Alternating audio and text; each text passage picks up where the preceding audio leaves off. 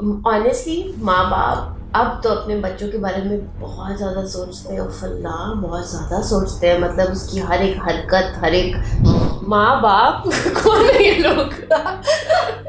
वही लोग जो घर में पड़े रहते हैं और कहते हैं पानी ला के दो, पंखा ऑन कर दो, ये क्यों किया, वो क्यों किया, ये क्यों पहना। पेरेंट्स जो हैं वो अपने ख्यालात के इतने पक्के हो चुके हैं कि उनके बच्चे भी उतने ही पक्के हैं ऑपोजिट साइड पे, कि जितना जल्दी हो सकता है आप अपने बच्चे को इंडिपेंडेंट करना, होना सिखाओ। तुम्हें क्या लगता है तुम्हारी जो जनरेशन है वो कितनी कंफर्टेबल है अपने माँ बाप को ये बताने के लिए कि मुझे ये बंदा पसंद है, मैंने इसी से शादी करनी है?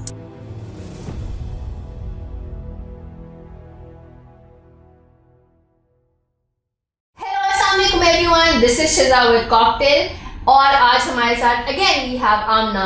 और आज हम बहुत इंटरेस्टिंग टॉपिक के बारे में बात करने लगे हैं जो कि आमना के बड़े क्लोज टू हार्ट है और मुझे भी फील होता है कि हम लोग इस बारे में बहुत कम बात करते हैं। So let's talk about how your relationship is with your parents. मेरी एज का एक फर्क रिलेशनशिप था, आपकी एज का एक आई थिंक पता नहीं रिलेशनशिप है या कौन सा शिप है।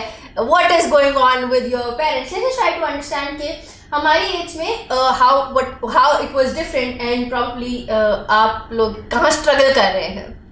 बच्चों हम इतने फार पार्ट नहीं है। She's literally She just always says that हम बहुत फार पार्ट है। चले आगे। अम्मी अबू के साथ रिलेशनशिप वो क्या होता है? That's a good start। इसको पहले डिफाइन करना क्या पड़ेगा। होता है, उससे क्या कहते हैं? माँ बाप कौन है ये लोग? वही लोग जो घर में पड़े रहते हैं और कहते हैं पानी ला के दो, पंखा ऑन कर दो, ये क्यों किया, वो क्यों किया, ये क्यों पहना। वो वाले लोग, वो वाले।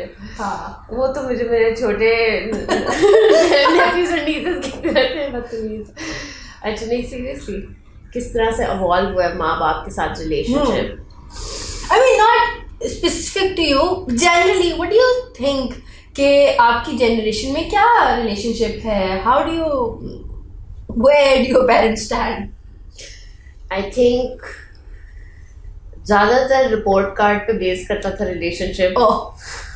Now that is where we are both proper बिल्कुल ऐसा ही है कि रिपोर्ट कार्ड अच्छा आएगा तो अम्मी खुश होंगी, अब्बू खुश होंगे और अगला कुछ अच्छा गुजर जाएगा। वरना ताने पढ़ते रहेंगे ये वो फेल हुई थी, ये वो उसने गलत नंबर लिया था, हर बात में। मतलब उनकी पेरेंटिंग पे उनको मार्क्स मिल रहे हो, खुश हो रहे हो, फेल हो रहे, पास हो रहे, बेचारे कितने। हाँ बहुत सैड वक्त होगा उनके लिए कसम से, तो सोच भी नहीं सकती। तो आई थिंक अभी भी जो कन्वेंशनल पेरेंटिंग है वो ऐसी ही है, लेकिन आई थिंक पेरेंटिंग बहुत ज़्यादा इवॉल्व भी कर चुकी है। लोग फ़र्क तरह से अपने बच्चों को डील करते हैं। मतलब आई रिमेंबर मेरे जो पेरेंट्स हैं उनमें इस तरह से था कि there were certain things that they would tell us. अरे फॉर एग्जांपल रिपोर्ट कार्ड से बात लेके चलती हूँ। मेरे ना कभी ये नहीं हुआ था कि बुरे अगर नंबर आए हैं तो ऐसा कभी नहीं हुआ। मेरी माँ कभी पीटीएल पे गई हो मुझे डिफेंड करने के लिए, ऐसा तो हो ही नहीं सकता। वो उसे जाके मुझे जलील करने के लिए वो वहाँ पे मेरे टीचर से पूछती इसकी शिकायत बताओ मुझे जरा क्या है। सो आई डोंट नो, मुझे ऐसा लगता है कि अब पेरेंट्स जो है ना वो कहते हैं खबरदार मेरे बच्चों को आपने कुछ किया, सो प्रोटेक्टिव, ओवर प्रोटेक्टिव। पैसे भी तो दे रहे ना, जायदादें बेच के तो पढ़ा रहे हैं हम, पता नहीं क्यों ऐसे। मतलब किसी ने कोई कन्वेंशनल जॉब तो करना नहीं है फ्यूचर के अंदर।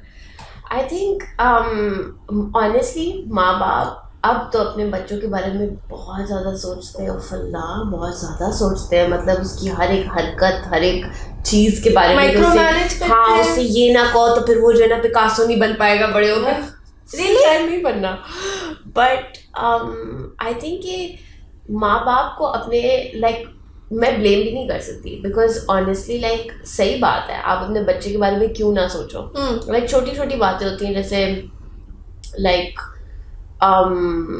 बचपन में अगर आप किसी की सबसे बड़ा ट्रेंड आई थिंक, अगर आप असल में एक न्यू पेरेंट के बारे में सोचो, इसके लोगों ने बाहर जाके दे वांट टू इंश्योर कि उनके बच्चे की नेशनैलिटी है बाहर की, कहीं भी की वो हो सकती है, US, UK, कनाडा, ऑस्ट्रेलिया, कहीं की भी, but they just want to ensure कि ओके फाइन, अगर हम अपने बच्चे को सिर्फ बस ये दे देना तो शायद वो किसी भी तरीके से उसके लिए बेहतर जिंदगी भी नहीं, बट अगर वो कुछ करना चाहे या जो भी करना चाहे, तो they are giving him a certain stand कि वो यहाँ से आगे स्टार्ट करे। आई थिंक ये तो हमेशा से, अब आप देखो ना, जब हमारे मतलब कि जो पेरेंट्स है, उनके पेरेंट्स, उससे पहले जो लोग हिजरत करके आए थे, of course they left everything, फिर यहाँ पे गांव में आके लोग हुए सेटल, फिर उन्होंने शहरों का रुख किया, शहरों से वो कहते हैं हमने दूसरे मुल्कों का रुख करना है। So there is a you know evolution चल रहा है एंड दैट इज देयर। लेकिन इसमें और स्टैंड तो हमेशा से पेरेंट्स अपने बच्चों को जहाँ तक उनकी सकत होती है वो देते रहते हैं, एंड यू कैन नॉट से कि पेरेंट्स नहीं करते। लेकिन मुझे जहाँ पे मुझे ये लगता है कि जो पेरेंट्स हैं, do you actually think parents के पास इतना टाइम है आजकल के माँ बाप के पास कि वो बच्चों को माइक्रो मैनेज कर रहे हैं? आई थिंक हेलीकॉप्टर पेरेंट्स तो बहुत ज्यादा है। अच्छा, what is a helicopter parent? मतलब कि बिल्कुल कॉन्स्टेंटली अपने बच्चे के ऊपर चढ़े रहना कि मतलब उससे ये ना हो जाए, उससे वो ना हो जाए, मतलब मुझे तो क्या क्या हुआ था, मतलब कहाँ चोटें लगी हैं, लाइक निशान अभी तक पड़े हुए हैं, समझ नहीं आ रही कि किधर गिरी थी, किस पार्ट में था।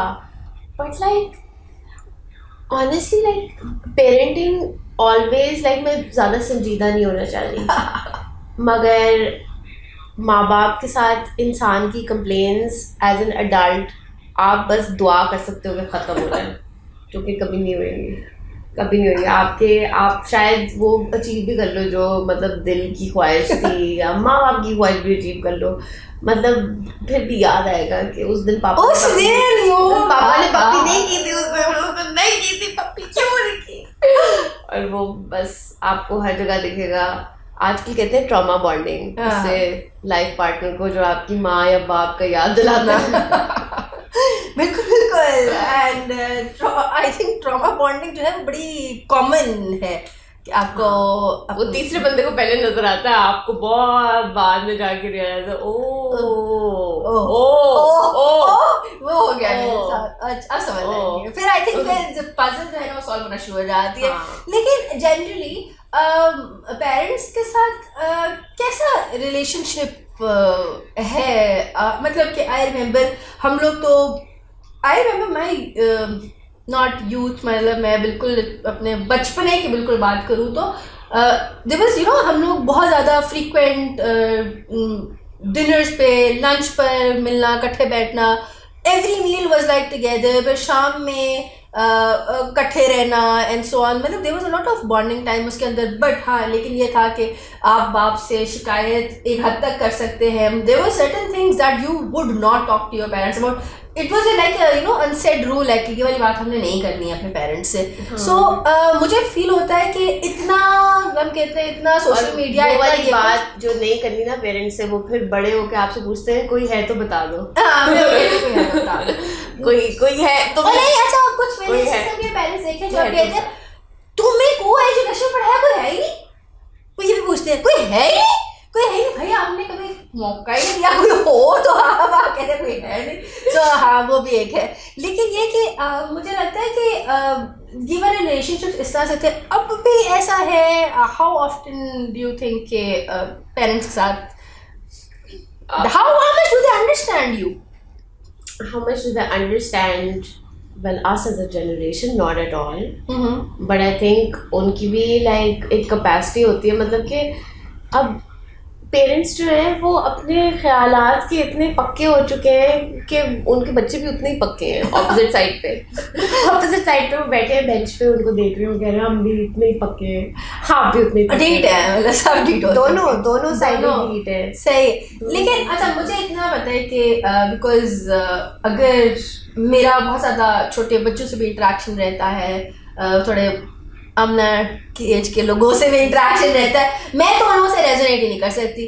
अच्छा, बहुत इंटरेस्टिंग बात, मेरे ना एक बार किसी ने, मैंने काम दिया हुआ था, और जब मैंने उसको जो काम तुमने क्यों नहीं करके दिया, तो उस बच्चे ने मुझे आके कहा कि मेरा बर्थडे वीक चल रहा है। Let that sink in, मैं काम नहीं किया मैंने क्योंकि मेरा बर्थडे वीक चल रहा है। अब that is now मेरे लिए something, मैंने कभी जिंदगी में नहीं सोचा था कि ये क्या होता है यार। what the hell is this? And this is something that I get to know, it's very very common. और इस तरह से कहीं आनंद अंबानी तो नहीं जिसका बर्थडे वीक चल रहा है? I think उसका तो मंथ ही पूरा चली जा रहा है, लेकिन बट हाँ वैसे ऑनेस्टली लोगों का बर्थडे वीक चल, क्यों ना चले बर्थडे वीक, अंदाजा लगाए. मतलब वो इतनी बड़ी जो रहमत आए दुनिया के लिए, पूरा महीना लगाए लोग, हर एक इंसान उनको मिले, सेलिब्रेट करे. हाँ. उनकी हर एक सांस इतनी कीमती है, बस बर्थडे वीक ही चलता रहे. हाँ. मैं तो कहती हूँ सालों से आगे हो जाए.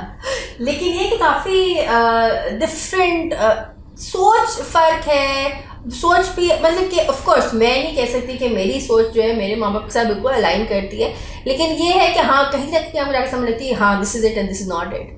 सो उसमें भी आपको थोड़ा सा देखना पड़ता है कि where do you go and from where you take it. You know, honestly, like there's so much I could tell you about my dad that I'm not. But one thing जो मेरे अब्बू ने मुझे कहा था बहुत बचपन में, शायद उनको नहीं भी कहनी चाहिए थी बट उन्होंने कह दिया क्योंकि वो मेरे डैड है.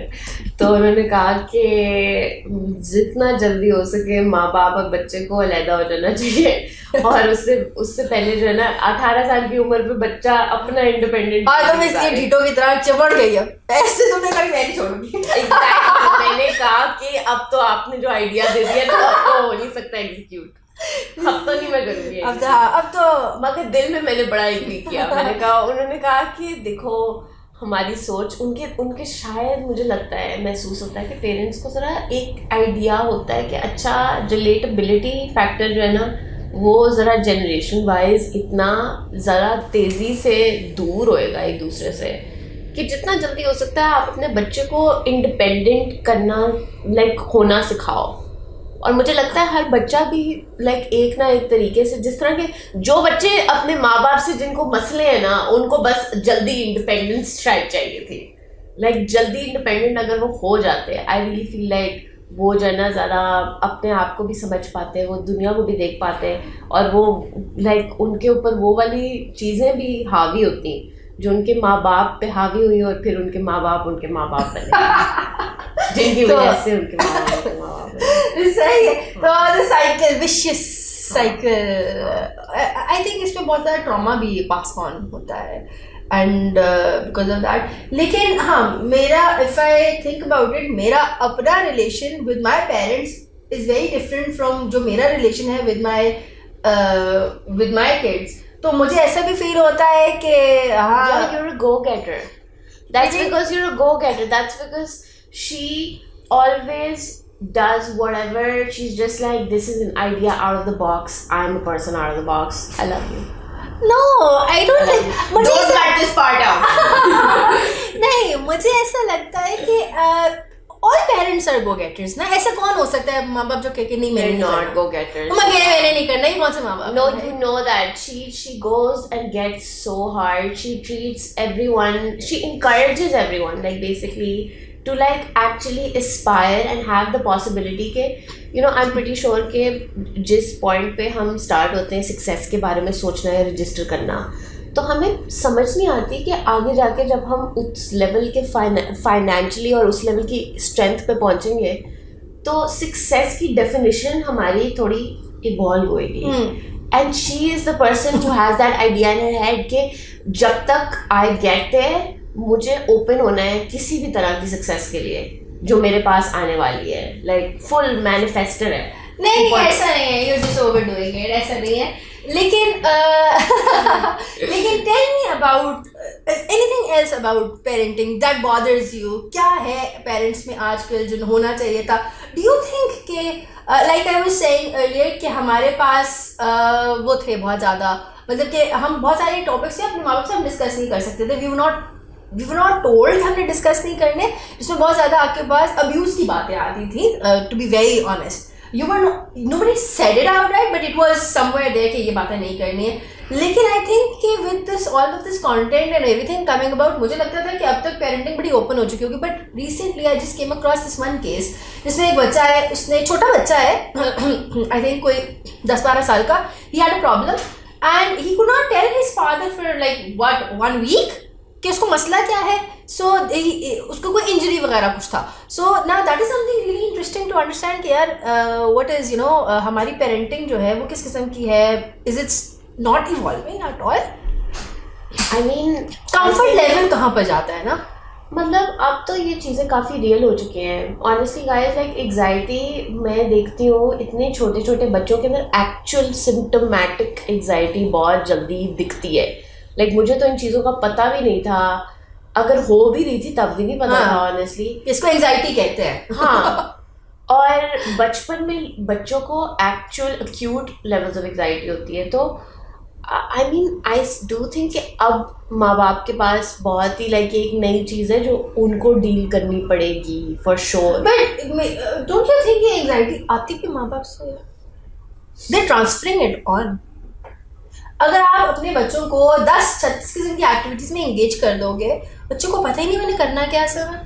You understand what I'm trying to say? Anxiety जो है वो आपने बच्चों को फलाने क्लब में डाला हुआ है, आफ्टर स्कूल एक्टिविटीज में आपने डाला हुआ है. हमें पता होता था यार, सीधे सीधे बच्चे थे, हमें पता था स्कूल से आके बस्ता इधर रखना है, खाना खाना है, नहाना है, और मौलवी साहब ने आ जाना है, फिर बाहर अपने दोस्तों के साथ स्ट्रीट में खेलना शुरू कर देना है, फिर रात में अम्मी ने कहना भाई घर आ जाओ खाना खाने पे सो जाना है. अब जो है फलाना क्लब है, ये करना है वो करना है, हमने अपना एक सोशल सेटअप भी पूरा मेंटेन करना है हमने.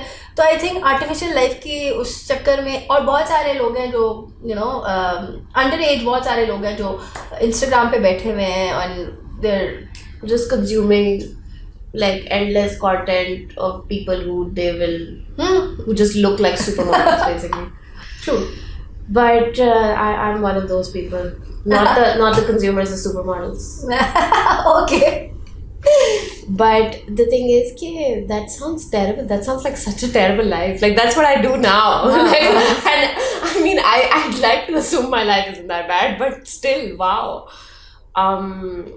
I do think कि बच्चे honestly like इस point पे like even if they're joining all those clubs, अगर वो इन सारी चीज़ों के अंदर involve भी हो रहे हैं, उसका बैक एंड तो उस थॉट का यही है ना कि उन्होंने बेसिकली एक बहुत ही बेहतर या लाइक किसी बहुत ही ज़्यादा you know high class university में जाना है. There most probably going to get an admission abroad. और अब्रॉड एडमिशन लेने के लिए आप मतलब पूरी ज़िंदगी काम करते रहते हो, and then when you go abroad उसके बाद आपकी अलग एक ट्रेन शुरू हो जाती है. अगर कोई बच्चा इस चीज़ से नहीं डील कर पा रहा है, उसकी जैसे उसे एग्जाइटी है, तो माँ बाप क्या करें? आई डोंट थिंक कोई चॉइस तो नहीं है. रैप अप करने की कोशिश करते हैं. आखिरी सवाल एक आमना से करती हूँ. तुम्हें क्या लगता है तुम्हारी जो जनरेशन है वो कितनी कंफर्टेबल है अपने माँ बाप को ये बताने के लिए कि मुझे ये बंदा पसंद है, मैंने इससे शादी करनी है? ये जो है ना आपने उधर ही पाँव रखा है जिधर दर्द हो रहा था. जिधर दर्द हो रहा था ना उधर ही पाँव रखने की क्या जरूरत थी.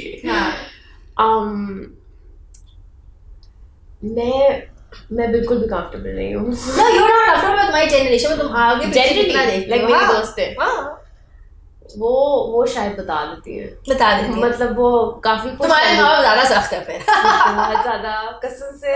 बट नहीं, अब तो आप जो है ना बताने से पहले जरा 2-4 और कैलकुलेशंस भी सोचते हो कि क्या उसको मैं पसंद हूँ. हाँ. अच्छा अगर ये गारंटी भी है, अगर ये गारंटी भी है, ये तो सोचते हो ना क्या उसके माँ बाप मेरे माँ बाप को पसंद करेंगे. Oh God, Amna, you are nailing it now.